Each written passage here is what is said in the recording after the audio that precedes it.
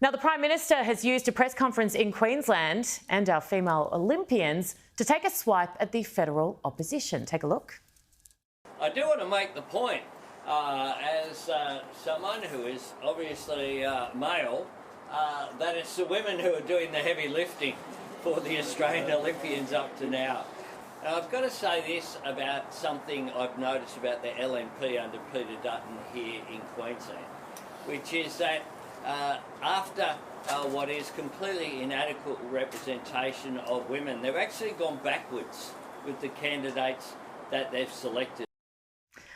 I'm joined now by Deputy Opposition Leader Sussan Ley, who is a woman, I think. Sussan, great to have you on. What is your reaction to that? I don't know how well our Olympians would like being used as a political football.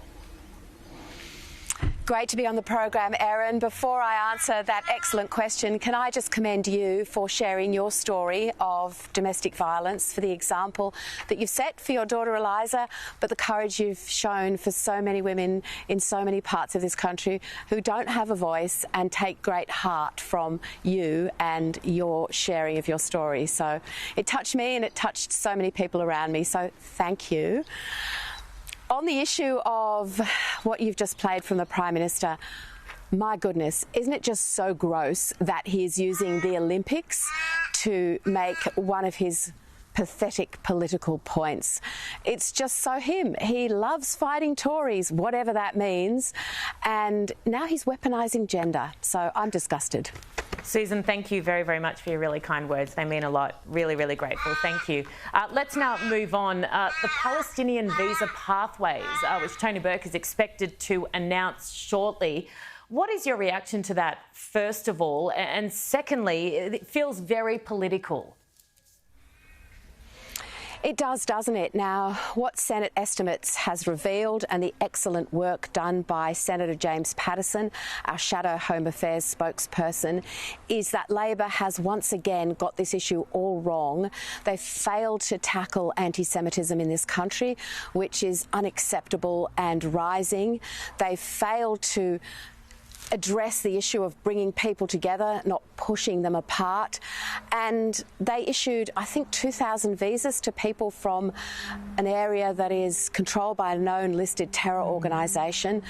But then they've turned around and cancelled those visas. So it is the responsibility of the government and the Home Affairs Minister to make sure that you do the right security and character checks before anybody comes into this country.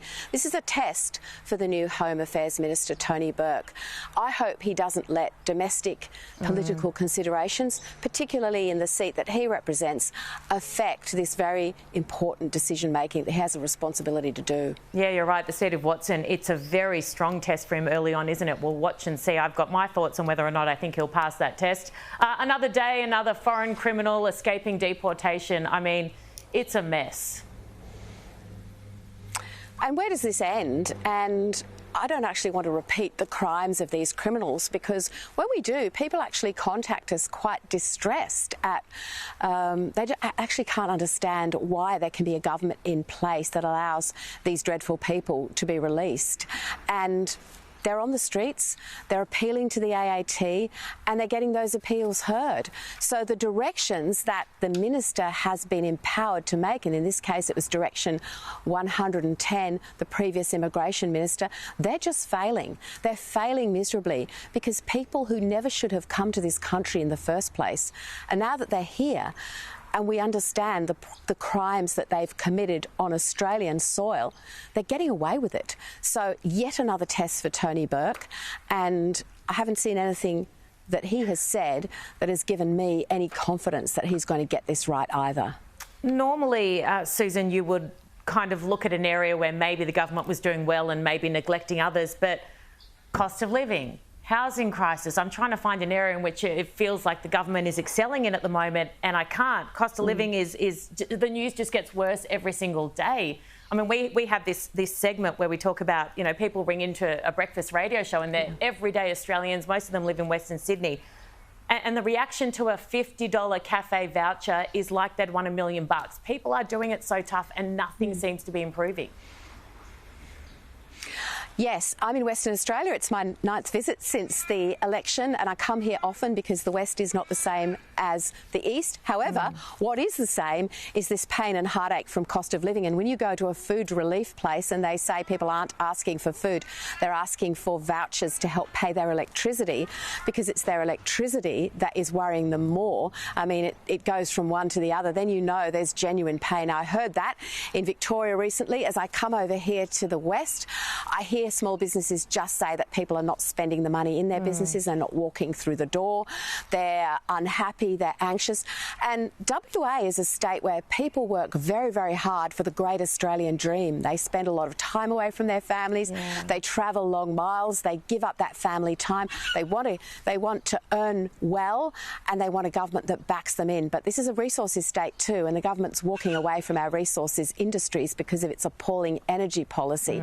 So while cost of living captures the headline, you're right. When you drill down and you talk to individuals and you see the pain in their eyes, and I walk into a small business and they say to me, I haven't paid myself for 12 months, and you know that it's tough. That's such a common thing, isn't it? We hear exactly the same thing from so many small business owners. I'm not drawing my own wage. I feel so sorry for so many people. Sussan Ley, thank you so much for making time for us from WA. Really appreciate it. And again, for your lovely words at the start.